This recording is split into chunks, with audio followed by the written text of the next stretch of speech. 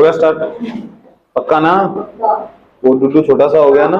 ठीक है, चलो डाउट्स बोलो अपने क्या क्या है। Question number 13। ये तो आसान था यार। बात तुम्हारा वो फ्रेंड क्यों नहीं आया? कहाँ? हाँ, गाजियाबाद, जिला गाजियाबाद। देखिए मूवी नहीं देखी? जिला Ghaziabad. Okay, question number 13 is, भाई एमएल करना शुरू कर दो, ठीक है ना? मैं तो जो करवा रहा हूँ वो बहुत एक्स्ट्रा क्वेश्चंस हैं, उसके पहले आप एमएल खत्म करना शुरू कर दो और एक एक करना शुरू कर दो, एग्जांपल्स, क्वेश्चंस और इसके, ठीक है ना? इसने काफी सारे क्वेश्चन कर लिए इसने, ठीक है? और एक सीरीज तैयार कर रहा हूं मैं, उसके अंदर सारे हर एक चैप्टर के 100 क्वेश्चंस होंगे। MCQ, 2 marker, 3 marker, 4 marker and 5 marker, जिसमें 4 मार्कर हमारी केस स्टडीज है, ठीक है ना? तो करना शुरू कर दो। वो मैं सीरीज जो है कुछ दिन बाद दूंगा, स्टार्ट कर दिया मैंने बनानी, ठीक है? तो given that HCF of 2520, 6600, right, is equal to 120, and LCM is equal to 2520, 6600 is equal to 252K.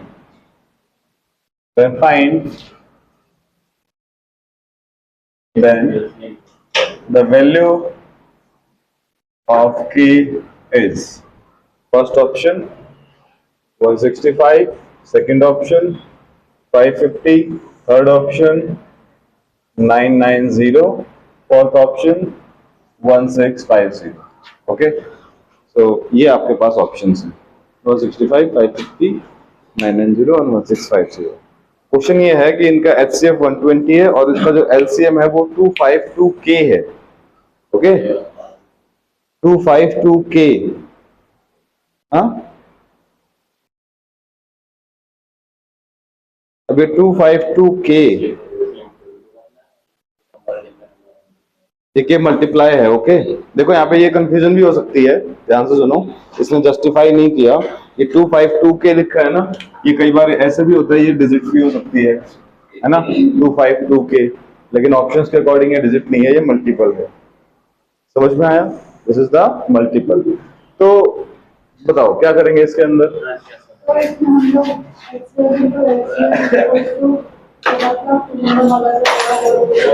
हाँ,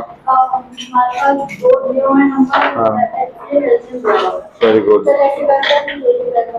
वेरी गुड, बस यही सिंपल सी अप्रोच है ना? HCF इंटू LCM, ऊपर ध्यान दें, HCF into LCM equals to product of the numbers, that means A multiply B। Simple यही है ना? अरे यार इसको रोटेट कर दे, मुझे भी करने लग रही है। इसने कर दिया है, ठीक है? सो HCF is 120, LCM is 252K, equals to A is 2520, multiply LCM is, B is 6600, right? That means K is equal to 2520 multiply 6600 divided by 120 into 250। ये दिल को जेब में रखो अभी अपने, गिरता रहता है ये, है ना?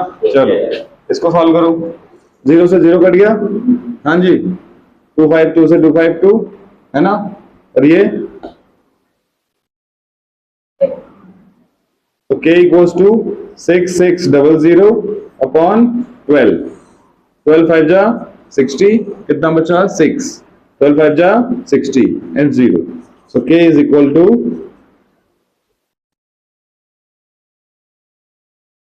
समझ में आया? Option 2 is the correct answer, right? और बताओ कौन सा डाउट है? बस एक ही डाउट है। यस, एक बोलो मान्या।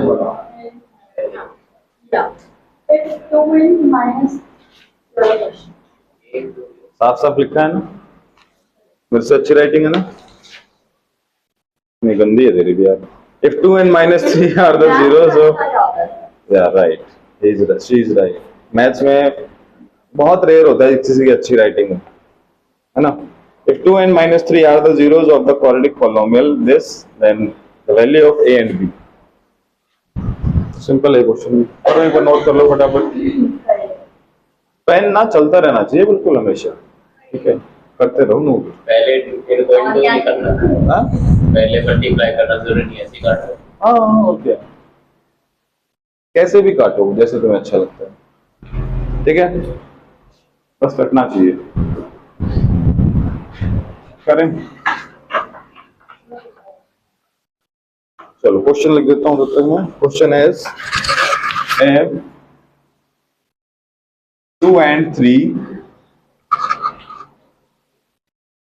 are the zeros of the polynomial x square plus a plus 1x plus b, then find a and b. A and b, okay, ये लो। तो जीरोस हैं, दैट मीन्स जीरोस की वैल्यू पॉलिनोमियल में put करेंगे तो किसके इक्वल आएगा, किसके इक्वल आएगा, -3 है, जीरो के इक्वल आएगा, क्योंकि जीरो को जैसे ही किसी भी पॉलिनोमियल में पुट करते हैं आंसर क्या आता है, 0, राइट। चलो बहुत बढ़िया, तो हम इसको पुट करते हैं। तो क्या आया हमारे पास है यहाँ से, सपोज px, हम इसको px मान लेते हैं, px equal to x square plus a plus 1x plus b, ठीक है। तो p2 निकालते हैं तो भी 0 आएगा, एंड p -3 भी क्या आएगा, 0 आएगा, है ना, समझ में आया, p -3 भी क्या आएगा, 0। सो p2 क्या आएगा यहाँ से, p of 2 is equal to 2 square plus a plus 1 into 2 plus b equal to 0। That means 4 plus, इसको सॉल्व कर लेते हैं, 2a प्लस 2, मान्य जहां समझ में ना आए बोलना, ठीक है। That means 2a plus b equal to -6, ठीक है, सही है। स्टेप्स में खुदाऊंगा, अब एक एक जंप करने वाला हूं, ठीक है ना, सो दैट जो स्पून फीडिंग की आदत है वो खत्म हो जाए, क्योंकि आपको कुछ स्टेप्स सब खुद से समझने हैं जो समझ सकते हो, नहीं आए तो पूछ लेना फिर भी, ठीक है। चलो इसको सॉल्व करते हैं। That means -3 square plus a plus 1 into -3, और एक तो साथ साथ नोट मत करो, नहीं तो आधा ही समझ में आएगा। -3 स्क्वायर इज 9, माइनस इसको सॉल्व करेंगे तो 3a -3 plus b equal to 0, right, समझ में आ रहा है काव्य। तो -3a sorry plus b equals to 9 - 3 is 6, right side में जाएगा तो -6, ठीक है, समझ में आया। So now we have two equations. This is equation number 1 and this is equation number 2. So क्या करें 1 और 2 को, तो इसको नीचे लिख लेते हैं। Yes, 2a plus b equals to -6, ठीक है। क्या करें, साइन चेंज करें ना, क्योंकि दोनों का साइन क्या है, सेम है, तो हम क्या करेंगे, इनको सब्ट्रैक्ट, तो प्लस माइनस माइनस प्लस, ठीक है, कैंसिल हो गया, कितना बचा, -5a इक्वल टू, ये भी कट गए ना, 0। सो a इक्वल टू क्या आ गया, 0। आया समझ में, a की वैल्यू क्या आ गई, 0। अब a की वैल्यू किसी भी एक इक्वेशन में यूज कर दो, इसके अंदर यूज करते हैं। So 2 into 0 plus b equal to -6, so b is equal to -6, b की वैल्यू -6 आई, समझ में आया। So this is your final answer, समझ में आया, यस। आसान था, उसके लिए मुश्किल था, इसमें तो वैल्यू पुट करके देखो सारी चीजें किसी के लिए आसान होती है, किसी के लिए मुश्किल होती है ना, है ना। अरे यार कंपटीशन कर रहे हो तुम तो, कहते ना हार्ड था, acceptance is the best thing. 8% होगी, अरे एक्सेप्ट तो करके देखा करो, एक अजीब सी शांति मिल जाएगी आराम से। मान लो यार जिसमें लोग खुश हैं, मान लो, है ना दक्ष, जिसमें लोग खुश होते हैं, मान लो क्या जा रहा है तुम्हारा, है ना, कौन सी तुम्हारी सैलरी कटेगी, मान लिया करो। समझदार आदमी वही है जो चुप हो जाए, है ना, अननेसेसरी बात नहीं, मानना सच कह रहा हूँ, जिसको ये समझ में आ जाए ना कि जो बात है ये फालतू है, वहां चुप हो जाए, सबसे समझदार है। अब इसमें एक मीम की जगह एक मोटिवेशन। और यहाँ क्या किया है? कहाँ यहाँ क्या किया? ए की वैल्यू आ गई, 2n इसको पुट कर दो। अब एक स्कूल में क्या हुआ कि एक बच्चा बंक मार गया पूरे हफ्ते का, पूरा हफ्ता बंक मार गया, ठीक है। और मैं बीच में 2-3 दिन गया नहीं था, तो मेरे को लगा 2 से 3 दिन नहीं आया होगा, लेकिन अटेंडेंस रजिस्टर जो है वो फिल ही नहीं किया, किसी ने बंक मार गया पूरा। कहीं जाके पार्क में बैठता था, क्या करता बाद में? पता नहीं क्या करता था, जो भी है होगा किसी के साथ। तो जब आया पेटीएम पे, मैंने बताया 2-3 दिन आया ही नहीं, तो दूसरी टीचर ने बताया ये तो पूरे हफ्ते से नहीं आया हुआ। उसके पापा गुस्सा कर गए, वहीं पे कूटना शुरू कर दिया। अच्छा, उसकी मम्मी बड़ी प्रोटेक्टिव, मेरे पे ही चढ़ गई, अरे होती है मुझकी, मेरी क्लास में नहीं करता। मेरे पे ही चढ़ गई। वो आपको बताना नहीं चाहिए था।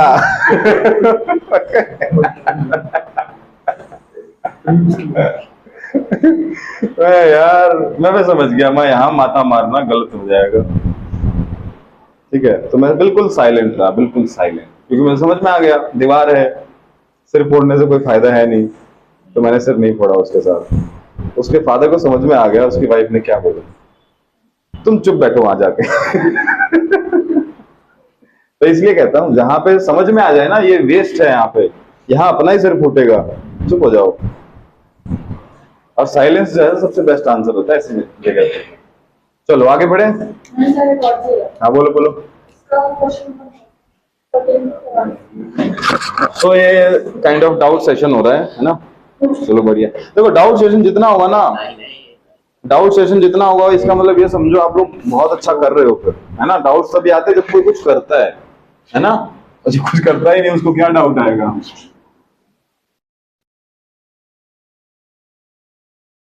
ये भी तो हो सकता है क्या एक करके हमें कोई डाउट ही नहीं, ऐसा पॉसिबल ही नहीं। रास्ते पे चलोगे पत्थर आएंगे, ठोकर लगेगी, नहीं ऐसा पॉसिबल नहीं होता। साइलेंट ट्रीटमेंट देती हूँ। अच्छा, या तो बुलेट ट्रेन की तरह चलती होगी, स्पीड पकड़ते ही पैर ऊपर, है ना। कौन सा 14? Okay. If the HCF of 65 and 117 is expressible in the form 65m minus 117, then the value of m is option A 1, option B 2, option C 3, option D 4। ठीक है। ये कह रहा है कि इन दोनों का जो HCF है ना वो, और भी है डाउट?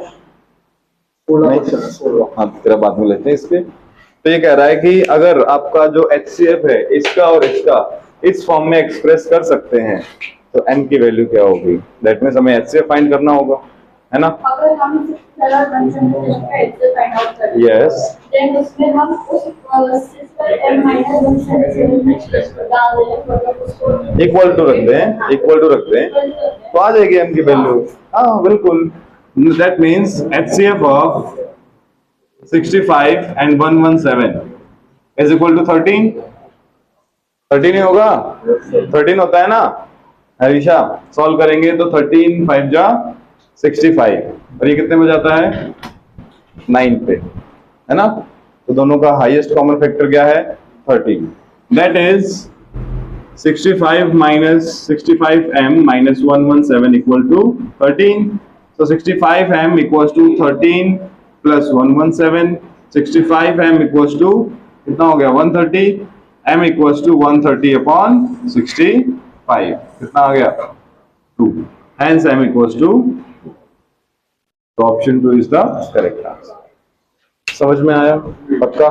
Any doubt? ये HCF जल्दी निकालने की कोई ट्रिक है? हाँ बहुत बढ़िया ट्रिक है, सबसे आसान है। ये ऐसे रखो 65 and 117, है ना।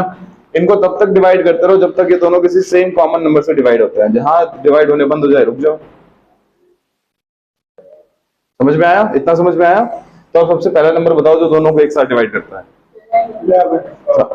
13 ही है। 13 है ना? 13 5 जा 65। नहीं वहीं रुक जाओ, वहीं रुक जाओ। नहीं वो नहीं होता, बताता हूँ ना। अभी एक और एग्जांपल ले लेते हैं, ठीक है। 65 और ये कितना आएगा 9। अब 5 और 9 कॉमन नंबर से डिवाइड होता है? नहीं।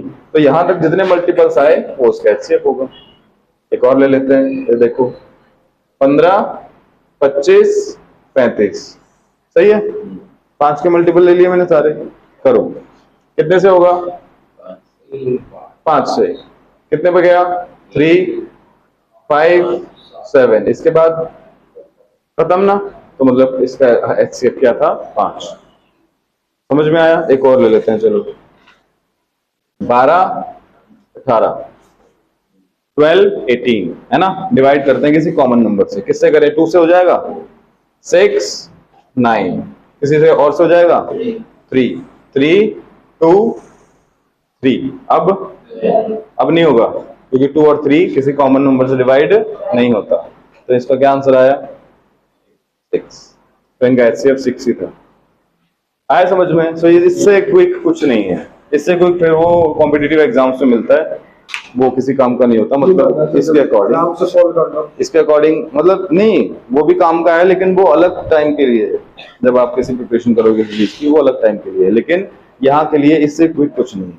और इसके नंबर नहीं मिलेंगे, मैं बता रहा हूँ एग्जाम में, ध्यान रखना। इसके नंबर नहीं है। अगर आप एग्जाम में करते हो तो आपको इस तरीके से पूरा एक्सप्लेन करके करना पड़ेगा, ठीक है ना। आपको फैक्टराइज, यस यस, उसके लिए आपको फैक्टराइज करना पड़ेगा, आपको ये करना पड़ेगा, आपको वो करना पड़ेगा, पता नहीं क्या क्या करना पड़ेगा। समझ में आया? ये तो बस अपने लिए है। सपोज कहीं पे एचसीएफ की रिक्वायरमेंट है लेकिन उसके आंसर के क्वेश्चन के नंबर नहीं मिलेंगे, लेकिन अपने लिए रिक्वायरमेंट है। समझ में आया? तो हम वहां पे क्विकली इनको यूज कर सकते हैं। समझ में आ गया? पक्का? चलें आगे 16 क्वेश्चन।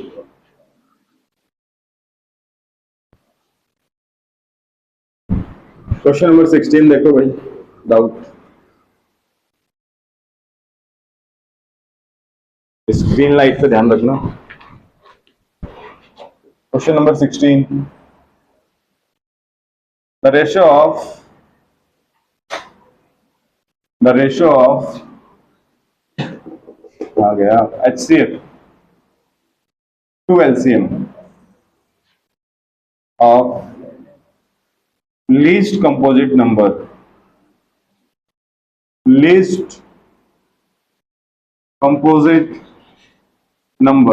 and two यार, ये तो डेफिनेशन बेस्ड क्वेश्चन है। Least prime number is, ratio पूछा है HCF टू LCM, मतलब आपको ये क्या फाइंड करना है? HCF रेशो LCM, आपको ये रेशो फाइंड आउट करना है, ठीक है। किसका? लीस्ट कंपोजिट नंबर का टू लीस्ट प्राइम नंबर। अब मुझे बताओ लीस्ट कंपोजिट नंबर कौन सा होता है? सबसे छोटा कंपोजिट नंबर क्या होता है? 4। और लीस्ट प्राइम नंबर, सही है। तो HCF कितना होगा इन दोनों का? HCF ऑफ 4, 2 होगा ना हमेशा, and LCM of 4, 2 4। Then ratio that means HCF upon LCM is equal to 2 by कितना है? 1 ratio. Which is correct? Which option correct? Which option is correct? 1:2. Yes. समझ में आया? So answer is 1:2. समझ में आ रहा है? पक्का? Any doubt? और कोई डाउट? बुक दे दे कभी, तब तक हम इसको किसमें गिवन क्वेश्चन नहीं है, इसमें बस यही था कि HCF और LCM का रेशियो फाइंड आउट करना है, लीस्ट कंपोजिट नंबर का और लीस्ट प्राइम नंबर का। तो सबसे छोटा कंपोजिट नंबर 4 है और सबसे छोटा प्राइम नंबर प्राइम होता है जिसका कॉमन फैक्टर इटसेल्फ और 1 होता है, मतलब वो 1 के अलावा और इटसेल्फ के अलावा किससे डिवाइड नहीं होता। कंपोजिट का मतलब ये होता है जिसके 2 या 2 से ज्यादा फैक्टर्स होते हैं, है ना, दैट इज कॉल्ड, मतलब जो प्राइम नहीं होते वो कंपोजिट होता है, एक्सेप्ट वन जो प्राइम नहीं होता वो कंपोजिट होता है, क्योंकि 1 ना प्राइम है ना कंपोजिट है ना। सबसे छोटा प्राइम नंबर क्या है 2, और कंपोजिट में अगर स्टार्ट करोगे 1 से तो 1 के 1 से ज्यादा फैक्टर नहीं है, सॉरी 2 या 2 से ज्यादा फैक्टर नहीं है, 1 इटसेल्फ है। 7 बजे over करते हैं। 2 प्राइम है। नींद आ रही है तो को नींद आ रही है आज? छुट्टी हो गई तो क्यों? आज तो बैक काम के भी नहीं गई, छुट्टियां होते ही बैक पेन शुरू हो गया। हाँ, आज तो भूख फोन चलाया होगा। नहीं, रात को थोड़ी सी हो गया। मेरे हाथ क्या रीजन था इसका?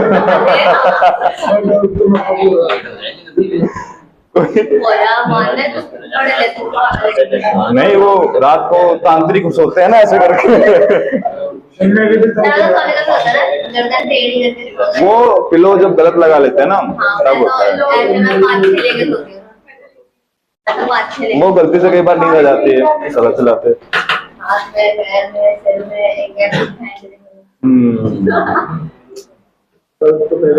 नहीं वो देखो यार, छुट्टी होते ही सबको दर्द शुरू हो गए, तो दिल पे तकिया रख के सो गया था।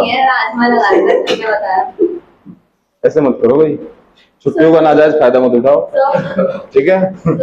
हाँ 30 क्वेश्चन एंड 30 में पेंसिल कर दिया था दोबारा। आज डाउट सेशन ही हो जाएगा पूरा, बढ़िया है, अच्छा लग रहा है। अगली बार कौन सा? और 30 एंड ओएश यार, वीडियो खराब हो जाएगी पता है, इतनी मेहनत से वीडियो बन रहे हैं, ऑडियंस नाराज हो जाएगी, है ना। क्वेश्चन नंबर 30, चलो ध्यान दो। If two positive integers a and b written as a equals to x cube y square and b equals to xy cube, where x and y are different, ठीक है, prime numbers, they are different prime numbers, then result obtained by dividing the product of a and b by LCM, then find, short कर देता हूं इस question को, HCF, option A क्या, integers 0 + -1 + -2, they all are integers, पीछे वाले सारे, सब नंबर ये 0 हो गया, इसके राइट के सारे, इसके लेफ्ट के सारे, नॉर्मल वाले नंबर। हाँ 0 -1 + 1 नहीं, -2 + 2 and so on, they all are integers, है ना। So find HCF, मतलब ये कहना चाहता है कि A और B के प्रोडक्ट को अगर LCM से डिवाइड करेंगे तो उनका फाइनल रिजल्ट क्या आएगा। तो A × B divided by LCM क्या मिलेगा, सोचो। A × B, अगर इसको आप डिवाइड कर रहे हो LCM से तो ये HCF नहीं मिलेगा, यस और नो। यही इसने अलग चीज से, अलग तरीके से कहा, इसने क्या कहा, बहुत चालाक है। Then the result obtained by dividing the product of A and B by LCM, समझ गए, समझ गए। जैसे होटल में होता है ना, नॉर्मल दाल का कुछ भी नाम रख देते हैं, हाँ है ना, नॉर्मल दाल। और एक बार मैं गया था बड़े होटल में, तो वहां पे कुछ मंगवाया मैंने, अजीब सा नाम था, मैं नाम भी मुझे याद नहीं है। जैसे ही आया हमारे तो खिचड़ी टाइप है कुछ, ये क्या दे दिया। तो ऐसा होता है, क्वेश्चन में भी ऐसा ही है, आपको डराने के लिए इसने इस स्टेटमेंट को इतना बड़ा करके लिख दिया, आप सोचोगे पता नहीं यार क्या दे दिया, ऐसा कुछ नहीं है। समझ में आया? क्वेश्चन अगर सारे कॉन्सेप्ट अगर दिमाग में क्लियर हैं तो ये तुरंत स्ट्राइक करना चाहिए। इसने क्या कहा, the result obtained by dividing the product of A and B by LCM, मतलब अगर इसको एलसीएम से डिवाइड करें तो रिजल्टिंग जो आएगा आउटकम वो क्या आएगा। समझ में आया? तो अगर आपको फॉर्मूला याद है तो सिंपल, क्योंकि इसको अगर सॉल्व करोगे, अगर इसको सॉल्व करोगे तो क्या आएगा, a × b = HCF × LCM, यही आएगा ना, यही आएगा ना। ये फॉर्मूला तो हम कब से पढ़ रहे हैं, पढ़ रहे हैं ना? दैट मीन्स हमें इसका क्या फाइंड आउट करना पड़ेगा? क्या फाइंड आउट करना पड़ेगा? LCM, है ना? Yes, so LCM of A and B is equal to x cube y cube. इसकी क्या ट्रिक है? ठीक है, चलो ट्रिक देख लो। A को एक्सप्रेस करो बिल्कुल अच्छे से, ये तो लिखा था। हाँ ठीक है, A को लिखो एक्सपेंडेड फॉर्म में, x multiply x multiply x multiply y multiply y, सही है। B को भी लिखो एक्सपेंडेड फॉर्म में, x multiply y multiply y multiply y, ठीक है। अब एलसीएम के लिए क्या करते थे, हमेशा याद है? जो कॉमन है उनको लिखो और जो रिमेनिंग आइटम्स हैं उनको मल्टीप्लाई कर दो, राइट। तो जो कॉमन है वो क्या है? x कॉमन है और y स्क्वायर कॉमन है ना। बच क्या क्या गया? x स्क्वायर बच गया और क्या बच गया? y बच गया। सबको सॉल्व करो, so remaining is x cube multiply y cube, क्योंकि x into X square x cube, y into Y square is y cube. समझ में आया है ना? नहीं ऐसे मत निकालो, वो तो खुद आएगा ना, उसने पूछा ही नहीं है, नहीं बोला। उसने बोला कि जो रिजल्ट आएगा किसका किसको किसके डिवाइड करने पे, the product of A and B, इसको डिवाइड करना है इसके एलसीएम से, कर देंगे ना। एलसीएम की तो रिक्वायरमेंट थी, समझ में आया? इसने पूछा ये करने के बाद आंसर क्या आएगा, वो तो हमें पता चल गया कि ये तो एचसीएफ होता है, इसने बताया थोड़ी, तो हमें पता चल गया। तो ये ए क्या है? X cube Y square, B क्या है? एक्स वाई क्यूब, एलसीएम क्या है? X cube Y cube. तो एक्स क्यूब से एक्स क्यूब कट गया, वाई क्यूब से वाई क्यूब कट गया, तो क्या आया? X Y square. ये आंसर है, लेकिन हमें पता है कि ये एचसीएफ है। क्या है ये? एचसीएफ, क्योंकि ये फॉर्मूला वही होता है। समझ में आया कि नहीं आया? बोलो, कोई डाउट इसके अंदर? Any doubt? क्लियर है? पक्का? चलो और बताओ। Option B. Yes, option B is the correct answer. Sir but starting में ये क्यों लिखा हुआ है? Two positive integer A and B. हाँ देखो, ये इसलिए लिखा है, ये इसलिए लिखा है क्योंकि two positive integers a and b, इसमें a को ये लिखा हुआ है, b को लिखा हुआ है, तो a को जिसकी फॉर्म में एक्सप्रेस किया है ना, वो प्राइम नंबर्स है। क्या है वो? प्राइम नंबर्स, है ना। और प्राइम नंबर्स को अगर यहां रखोगे तो वो एक इंटीजर ही आएगा, बस इसने रिस्ट्रिक्ट कर दिया पॉजिटिव इंटीजर, उससे कोई फर्क नहीं पड़ेगा। लेकिन क्वेश्चन, लेकिन नहीं, क्वेश्चन बड़ा भी तो करना है, बड़ा नहीं करना question. a and b are the positive integer. सोचो 7-8 वर्ड्स बढ़ गए तो क्वेश्चन की विड्थ बढ़ गई, आपके दिमाग का प्रेशर बढ़ गया, ये तो चाहता है ये। समझ में आया? इसलिए क्वेश्चन की विड्थ से ये आइडिया मत लगाया करो कि क्वेश्चन टफ है या इजी है या मॉडरेट है या कैसा है। नोट करते रहो फटाफट। आज तो सीधी सो जाइए जाके।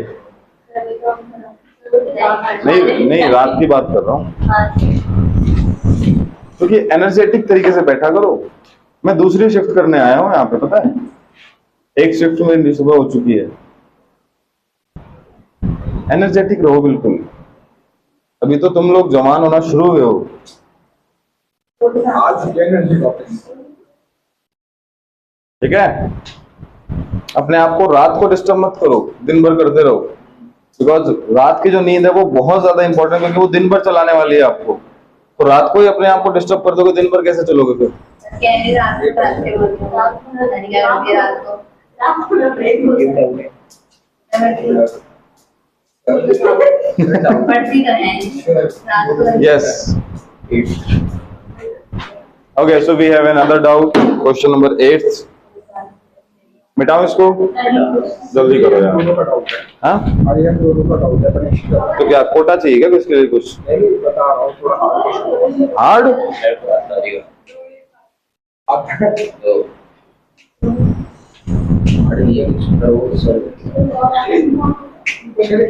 दिक्कत पता है क्या? एक डिसाइड कैसे करते हो तुम लोग हार्ड? एक साइड दे नहीं रखी, एक्स लेके टाइम आगे पिक्चर बता रही है। ऐसे ग्रुपिज्म में डाउट मत लाया करो कि चल मार दिया हाँ? सर, अरे यार ये मैंने कुछ कहा भी नहीं था। नहीं मानना, मैं ना अभिषेक को बताया था, इसको तू नहीं जानते कि जब बता दिया फिर ये गुस्सा। नहीं चलो, क्वेश्चन इज असर्शन रीजन है, मार ले अब तो मारने में बिजी हो गए, हम क्या करें बता। ओके, क्वेश्चन इज, अच्छा असर्शन है, नहीं गलत हो गया ये तो।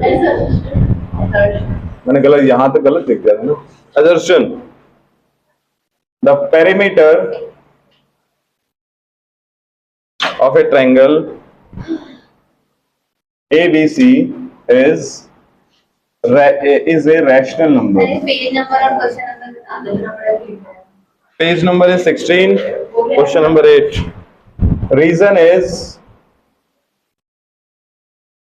the sum of the squares of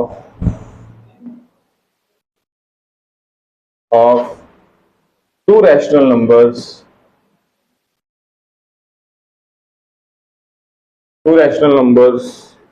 is always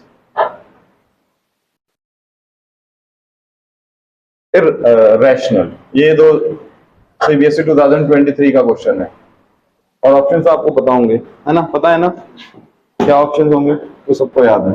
चलो इसकी फिगर ये गिवन है, दिस इज 2, दिस इज 3, कुछ और है, ABC, राइट एंगल है ABC, ठीक है। क्वेश्चन एक बार ध्यान से पढ़ो। Question is the perimeter of A triangle ABC is a rational number and the reason is the sum of the squares of two rational numbers is always rational. दोनों को analyse करो। Analyse क्या करना है, क्या किसी भी ट्रायंगल ABC का पेरीमीटर रैशनल नंबर होगा, ये नेसेसरी है या सफिशिएंट कंडीशन, ये जरूरी है या नहीं है? नहीं जरूरी है ना? किसी भी ट्रायंगल के पेरीमीटर का जो आंसर है वो रैशनल और इरेशनल दोनों हो सकते हैं। समझ में आया? Second reason, the sum of the squares of two rational numbers is always rational. अरे यार को भी तो चेक कर लो एक बार, है ना?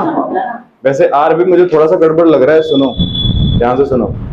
The sum of the squares of two rational number is always rational. दो रैशनल नंबर के स्क्वायर का जो आंसर आता है वो एक रैशनल नंबर ही होता है। क्या ये सही है?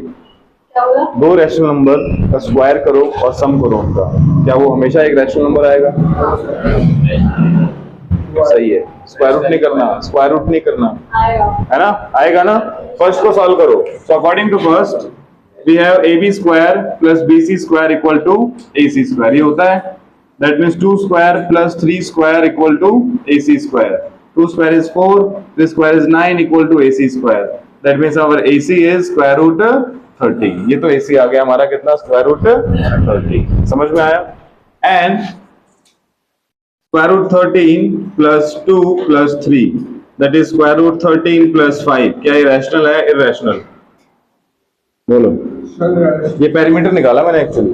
पेरीमीटर का क्या मतलब होता है? Sum of all the sides, sum of all the sides. तो ये जो पेरीमीटर आया है इसका, ये रैशनल है या इररेशनल? इररेशनल है, इररेशनल है, non terminating non repeating type है। रैशनल नंबर जो p by q फॉर्म में लिख सकते हैं, जिसमें q is not equal to 0। Irrational जिसको ऐसे फॉर्म में नहीं लिखा जा सकता। रैशनल के जो है दो टाइप के डेसिमल एक्सपेंशन होते हैं, non terminating repeating, non repeating terminating. Irrational का होता है नॉन रिपीटिंग नॉन टर्मिनेटिंग, है ना? ये इसका बिहेवियर होता है डेसिमल एक्सपेंशन। और इसमें एग्जांपल ले सकते हो, जितने भी प्राइम्स का स्क्वायर रूट होता है ना, वो सारे तो होते ही हैं। कौन से? Irrational. Square root 2, square root 3, square root 5, square root 7, square root 11 and so on, square root 13, they all are irrational numbers, क्योंकि इनका जो बिहेवियर होता है, डेसिमल एक्सपेंशन होता है, वो non terminating non repeating type का होता है। हमने प्रूफ भी किया था, अगर स्कूल में थोड़ा बहुत ध्यान दिया हो, यहाँ तो तुम बाद में आए हो। हमने ये प्रूफ भी किया था कि prove that square root 2 is irrational, square root 3 is irrational. किया था कि नहीं किया था? है ना? इन सबको हम प्रूफ ऑलरेडी कर चुके हैं। कोई बात नहीं, एक बार फिर करेंगे, नो प्रॉब्लम, रिवीजन तो चल ही रहा है। समझ में आ रहा है? तो इस टाइप के जितने भी नंबर्स होते हैं, they all are irrational numbers. समझ में आया? और जिसको हम p by q फॉर्म में लिख सकते हैं, that is non terminating repeating और non repeating terminating kind of numbers, they are all rational numbers. समझ में आया? पक्का? Any doubt? तो इसका जो पेरीमीटर है वो किस टाइप का है? रूट 13। रूट 13 प्लस 5, देखो रूट 13 तो नॉन टर्मिनेटिंग नॉन रिपीटिंग है, प्लस 5 को ऐड करोगे तो जो अगेन जो बिहेवियर आएगा वो again non terminating non repeating आएगा।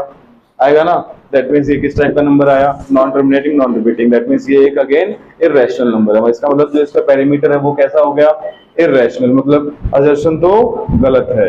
Reason, reason assertion is false, reason is true, ठीक है। मतलब कौन सा ऑप्शन करेक्ट होगा, थर्ड या फोर्थ होता है, कौन सा होता है, third, that means option C is the correct answer, A is true, R is false, sorry गलत कर दिया, A is false, R is true. Terminating repeating क्या होते हैं, कैसे? देखो देख लो एक बार, हेलो, डेसिमल एक्सपेंशन जो है मैं बता रहा हूँ किस टाइप के हो सकते हैं, डेसिमल एक्सपेंशन किस टाइप के हो सकते हैं, ध्यान से देखो।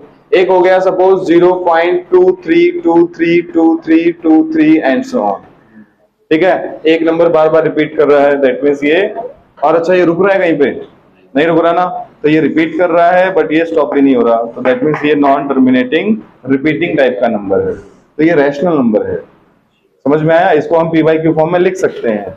ये फॉर्म्स भी हमने 9th में की हुई है, याद है, 0.67 बार या कुछ भी ऐसा था, 10 से मल्टीप्लाई करते थे, 100 से तो ये सारे के सारे वही हैं, ठीक है। एक हम लेते हैं 0.825, स्टॉप, डिवाइड हो गया कंप्लीटली, इसके बाद डिवाइड करने की रिक्वायरमेंट नहीं है, रिमाइंडर कितना आ गया, 0 आ गया। तो इस टाइप के जो नंबर्स होते थे वो कैसे होते थे, नॉन रिपीटिंग टर्मिनेटिंग, इसमें रिपीट भी नहीं कर रहे और ये टर्मिनेट भी कर चुका है, ठीक है। एक नंबर होता है 0.10100010001000 एंड सो ऑन, कोई बिहेवियर जो इसका बिहेवियर है, जो इसका पैटर्न है कुछ फिक्स है, एक के बाद एक जीरो, फिर एक के बाद 2 जीरो, फिर 3 जीरो, फिर 4 जीरो, कुछ पता ही नहीं आगे कितनी जीरो आएंगी, ठीक है। अच्छा ये टर्मिनेट करेगा, रिपीट करेगा, तो ये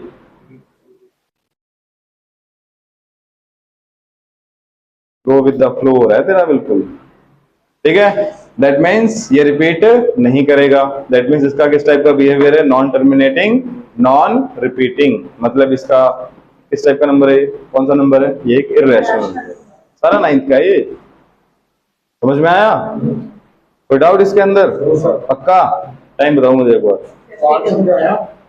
चलो एक क्वेश्चन और कर लेते हैं मेरी तरफ से, ओके। हाँ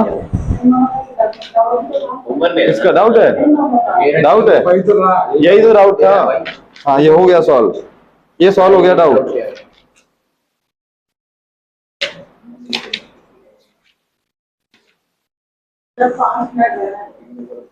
बहुत है यार 5 मिनट, मेरे लिए बहुत ज्यादा होती है 5 मिनट भी।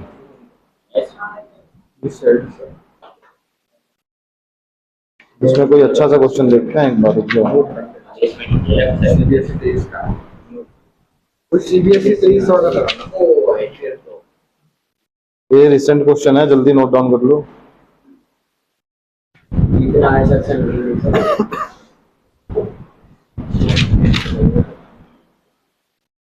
स्कूल के पता करवा दूंगा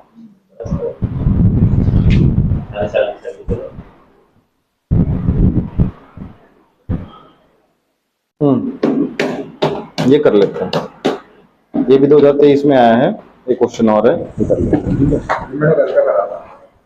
यार एक तुम्हारी मैडम है, वो मेरी बुक ले गई है, अब दे नहीं रही है, इतनी अच्छी बुक थी वो, नाम बाद में बताऊंगा।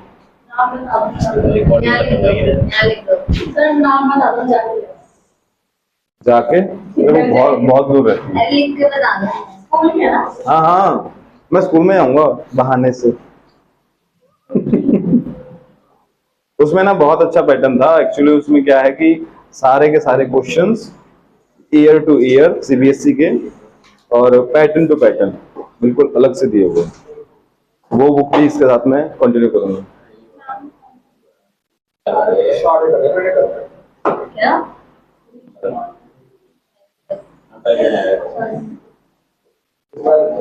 सेम डिपार्टमेंट सेम सब्जेक्ट, जिसका अभी नाम लिया था उसमें सेम सब्जेक्ट।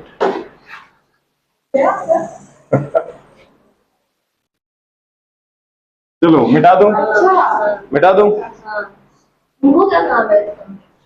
अरे उनके बेटे का एग्जाम था तो मैंने दिया था।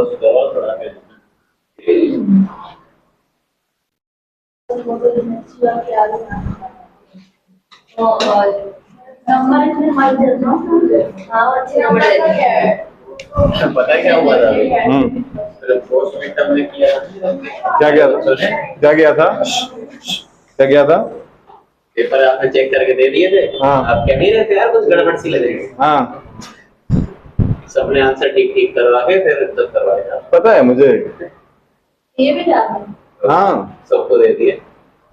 अरे यार मेरी ईमानदारी है। मुझे सब पता चल जाता है। 10th क्लास में एक लड़की पकड़ी गई थी। 10th क्लास में बेचारी कॉन्फिडेंट नहीं हो पाई, बस उसका रीजन ये था। तो मैं समझ गया भाई ये कॉन्फिडेंट नहीं है तो इसको नहीं दे सकता मैं। देखो झूठ बोलो तो पूरे कॉन्फिडेंस से, ये नहीं कि पकड़े जाओ तो फिर क्या झूठ बोल रहे हो। मैंने ऐसे ही प्री बोर्ड 1 था या 2 था पता नहीं, उसको दिया पेपर चेक करके, तो उसका फेस बिल्कुल डरा हुआ, फेस बिल्कुल रेड। सर ये आपने कैसे चेक किया है? आपने काउंटिंग ठीक से नहीं की है। मैं देखा काउंटिंग कैसे हुई। अच्छा मैं लिखता हूँ बिल्कुल गड़ा गड़ा के, ठीक है, मैं बिल्कुल गंदी तरीके से राइटिंग से नंबर देता हूँ। उसने इतना सुंदर सुंदर 5, 3, 2, मैं बेटा इतनी सुंदर राइटिंग मेरी तो नहीं है। बोला नहीं सर आपकी है। मैं बेटा तेरे से झूठ नहीं बोला जा रहा। Sorry sir. मैं बोला बेटा आने दे तेरे पेरेंट्स को। सॉरी सर आगे से नहीं करूँगा, किसी को मत बताना। खुद ही काट दिया। नहीं वो चलो आंसर ठीक है। हाँ आपको जो पता है, पता है। फिर आपने बोला बस समझ ले क्यों नहीं बोला।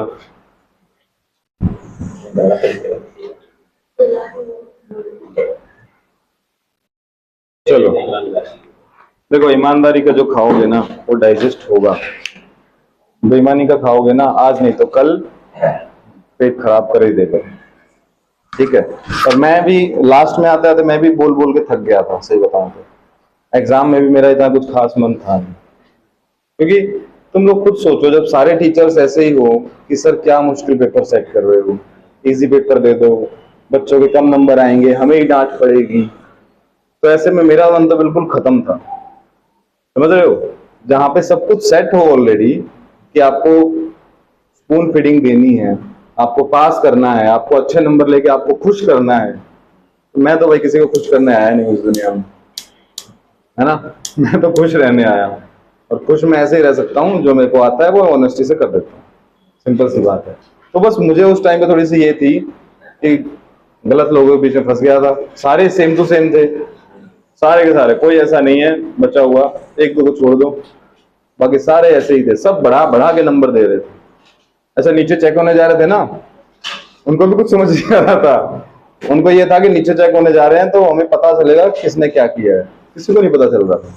नीचे से पेपर ऊपर वापस भी आ गए, किसी ने कुछ नहीं किया, ठीक है।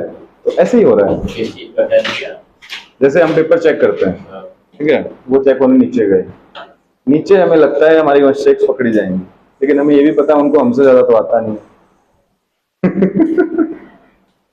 तो वो मिस्टेक्स हमारी कभी पकड़ नहीं पाए, समझ गए। तो ऐसे बेवकूफ बनाना, मतलब हर तरीके से कोई ना कोई एक दूसरे को बेवकूफी बना रहता है। नीचे चेक हो रहा है, किसी के हाथ में पड़ जाए, जीएम मैम के हाथ में पड़ जाए, प्रिंसिपल मैम के हाथ में पड़ जाए, नहीं आता, नहीं आता, वही तो मैं कह रहा हूँ ना, आता होता तो हमारी गलती नहीं पकड़ते। खैर मैं तो कोई ऐसी मिस्टेक करता नहीं था, जितनी हो जाए मेरा मन तो मानता ही नहीं था, लेकिन बाकियों के पेपर में मैंने बहुत मिस्टेक्स पकड़ी। मैं बोला नहीं कभी, मैं सोचा फिर नीचे बड़े सीनियर लोग बैठे हैं, कुछ ना कुछ तो पता होगा, गलती पकड़ेंगे, कोई गलती नहीं पकड़ी, ठीक है। देखो हमें पता चल जाता है किसको कितना आता है, किसको कितना नहीं आता। हर एक टीचर को हर एक सब्जेक्ट में, अब मेरे सामने तुम एसएसटी का पेपर लाके रख दो, प्रॉब्लम पता है क्या है, बस सिंपल सी बात है, मैं एक अथॉरिटी हूं, मैं बहुत हायर अथॉरिटी हूं, तो इस चीज का ना डर होता है लोगों के अंदर, समझ गए। और डर इस लेवल तक का होता है कि सामने वाले को लगता है इसको सब पता है यार, पता उसको कुछ नहीं है। अब जैसे मैं बहुत हायर अथॉरिटी हूं, मैं बोलता हूँ भाई दक्ष तो मैं पेपर ले आता हूँ, तेरे दिमाग में 100 तरह की बातें आएंगी, यार गलती ना पकड़ ले, ये ना हो जाए, वो ना हो जाए, ये ना हो जाए, वो ना हो जाए, हाँ फोन लेके आ, मम्मी कहते हैं ना फोन लेके आ, सारे उल्टे ख्याल दिमाग में आएंगे, सारे जो कर्मकांड किए होंगे सब याद आ जाएंगे कि मैंने वहां मैसेज किया था, उससे बात की थी, ये किया था, वो किया था, डिलीट किया कि नहीं किया मैंने, है ना। दोबारा दोबारा हाँ दोबारा चेक करते हैं। जैसे लड़कों का होता है, पापा बुलाते हैं, इधर आ एक बात पूछनी है, कान खड़े हो जाते हैं, कौन सी बात पूछेंगे यार, मैंने 100 बातें की हुई है, इसमें पता नहीं कौन सी पूछ ले, किस बात पर रैप्टा पड़ जाए, कुछ नहीं पता। ऐसा होता है, यही होता है, ठीक है। लेकिन अगर शांति से ठंडे दिमाग से सोचो ना, तो सामने वाले को कुछ नहीं पता होता, समझ गए। क्योंकि कितने सारे, अरे नहीं, वो कॉन्फिडेंस होता है, वो कॉन्फिडेंस है और कुछ नहीं है। और कॉन्फिडेंस जो है ना, जो कॉन्फिडेंस है वही सबकी बैंड बजा देता है, बस अंदर कुछ नहीं है, अंदर खाली है। लेकिन जो कॉन्फिडेंस है वो ऐसा है, ऐसे तैसे कर देता है सबको। इस दुनिया में जितने भी हायर लेवल पे लोग हैं ना, नॉलेज से नहीं है, कॉन्फिडेंस से है, समझ गए। क्योंकि कॉन्फिडेंस जिसके अंदर आ जाता है ना, वो फिर अच्छों अच्छों को नीचे बिठा देता है। यही है बात, हो गया ये वाला, कैसे हो गया, मेरे से पहले कर दिया। चलो प्रूफ ये करना है, 7 - 2√3 इज एन इर्रेशनल नंबर, है ना, given that √3 is an irrational. तो सिंपल है, फिर से मान लो, लेट 7 - 2√3 इज नॉट इर्रेशनल, है ना। तो एक नंबर या तो रैशनल होता है या तो इर्रेशनल होता है। That means 7 - 2√3 is rational, yes और नो।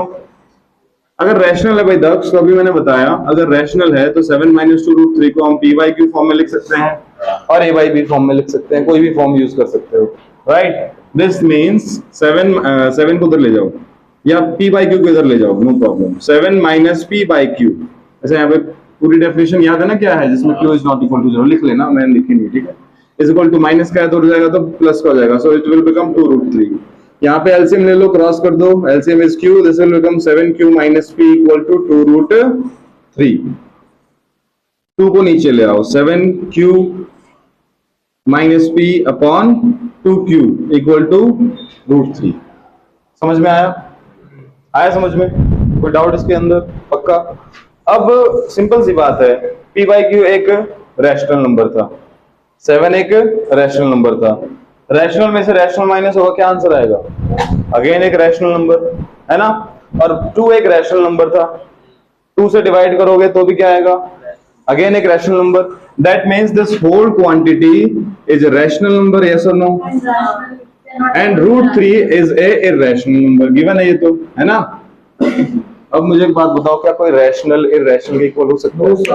लाइट जल रही है? वेरी गुड, समझ में आया? That means irrational can't be equal to a rational number.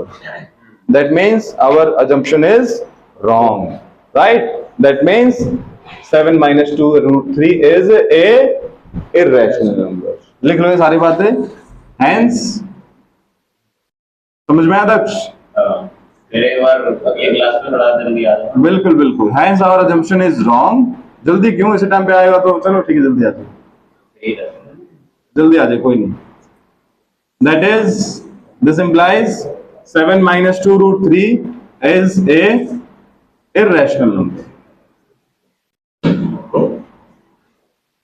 और यहां से पहले लिख लो, rational it can't be equal to irrational, ठीक है। यहां से this implies करते, मान्य टेक ऑफ करना है क्या? तो टेक ऑफ करना है क्या? एकदम से बैक टांग के खड़ी होगी, तो यहीं से टेक ऑफ कर जाएगी, सब पाड़ गए।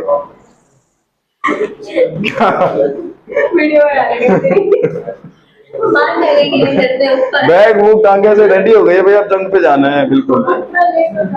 अच्छा चलो, समझ में आया सबको? चलो अब आगे का होमवर्क सुन के जाओ, एक बार सुनो, आगे का होमवर्क सुन लो एक बार। नेक्स्ट क्लास में चैप्टर 2 के जितने भी एमसीक्यू है ना एमएल अग्रवाल के, वो सारे होने जाने चाहिए, सारे, ठीक है। ML Agarwal MCQ chapter number 2, NCERT तो खत्म करनी है, एमएल अग्रवाल भी खत्म करनी है साथ साथ, और मैं आरएस अग्रवाल के पीछे पढ़ता हूँ, तुम दोनों एनसीईआरटी और एमएल अग्रवाल के पीछे पढ़ो, ठीक है। मतलब दोनों बुक्स, तुम दोनों नहीं, दोनों बुक्स के पीछे, एनसीईआरटी और एमएल अग्रवाल, ठीक है। खत्म करनी है हमें बुक्स, ओके। चलो stay tune, bye bye, stop कर दे।